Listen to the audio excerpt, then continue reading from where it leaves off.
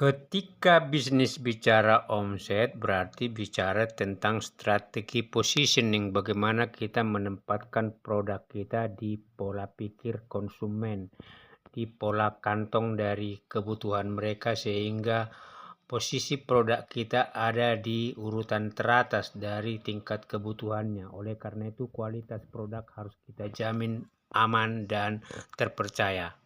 Kompetisi berlangsung berbanding lurus dengan kompetensi para pelaku usaha untuk memposisikan produknya di atas unggulan rata-rata yang lain. Selamat malam sedulur, salam sehat, salam sejahtera. Ini kalau bicara bisnis sedulur, tentu ini banyak elemen dan juga faktor-faktor yang harus kita pertimbangkan. Ya, ada sistem nilai di internal, ada sistem nilai di eksternal. Terkait strategi positioning, berarti ini menyangkut perencanaan bagaimana nilai unggul, nilai beda dari produk kita terhadap kompetitor harus benar-benar diketahui secara mendetail oleh konsumen. Itu yang membuat mereka punya pertimbangan untuk membeli atau datang ke lokasi atau memesan produk atau jasa bisnis kita. Karena dengan strategi itu berarti kemampuan daya beli mereka akan disesuaikan dengan tingkat kebutuhan dan volume, tingkat kepuasan yang akan mereka cari dari produk kita. Ini adalah soal strategi.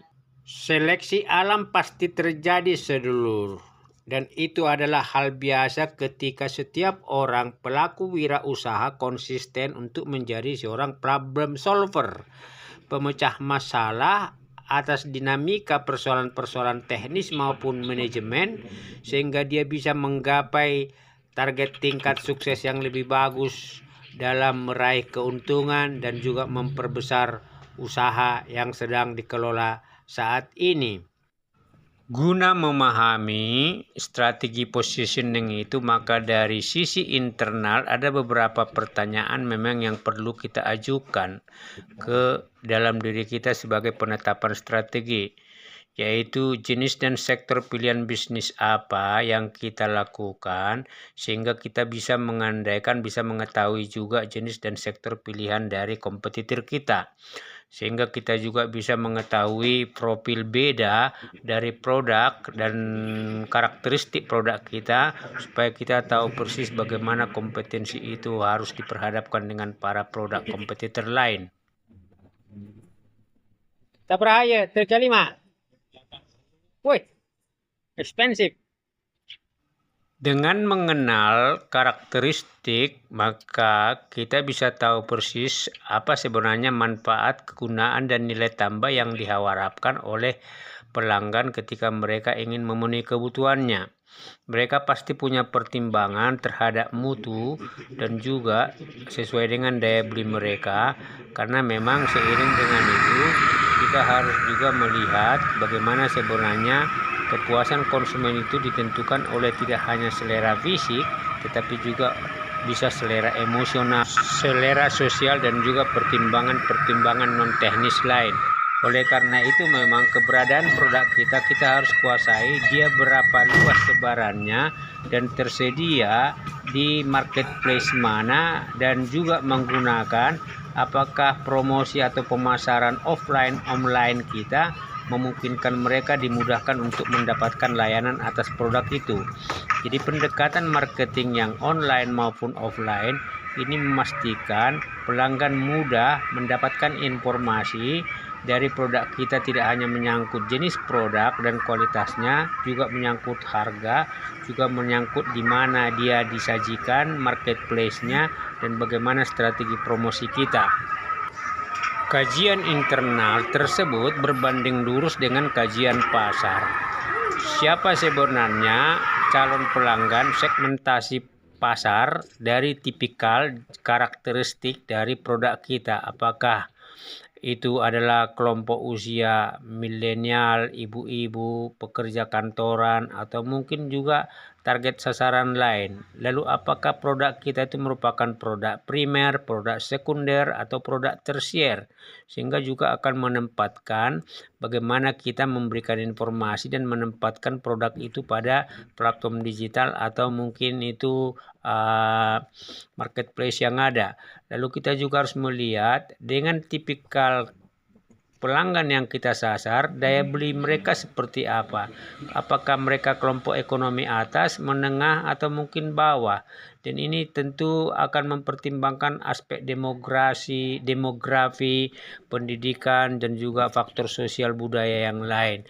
Nah, dengan kajian ini kita tahu persis bagaimana penempatan produk kita di pola pikir atas, di brand mind, di pola pikir dari pelanggan kita. Arus informasi yang begitu cepat akan memudahkan juga para calon pelanggan bisa bergeser ke produsen atau pedagang lain, karena relatif daya beli boleh dikatakan sama, tetapi mengenai kepuasan dan juga mengenai pergeseran mindset itu sangat cepat berubah di era digital ini. Oleh karena itu memang dibutuhkan strategi bagaimana mempertahankan pelanggan tetap itu menjadi pelanggan yang loyal terhadap produk atau jasa layanan bisnis kita. Oleh karena itu strategi positioning itu tidak hanya terkait mengenai produk saja, tapi juga terkait mengenai layanan, kualitas, harga. Mungkin ketika di delivery diantar ke konsumen dengan sistem yang ada sekarang, online ataupun cash on delivery, mungkin bisa saja ada keterlambatan, tapi kesesuaian informasi produk dengan apa yang akan mereka terima harus juga itu meyakinkan mereka bahwa mereka itu mendapatkan kesesuaian informasi antara produk, kualitas produk, harga produk, dan juga informasi yang kita sajikan di platform digital maupun media sosial itu sendiri. Di era digital saat ini tidak ada jaminan bahwa kita akan menjadi pemimpin pasar atau market leader atas produk-produk yang sejenis dari kompetitor lain. Oleh karena itu memang bagaimana menjaga loyalitas pelanggan terhadap produk kita itu menjadi strategi positioning tersendiri. Jadi kontak-kontak personal atau mungkin juga layanan-layanan komunikasi verbal maupun itu promosi-promosi yang konsisten itu akan membuat mereka akan mendapatkan informasi demi menjaga keberlangsungan bahwa kebutuhan mereka itu kita sediakan.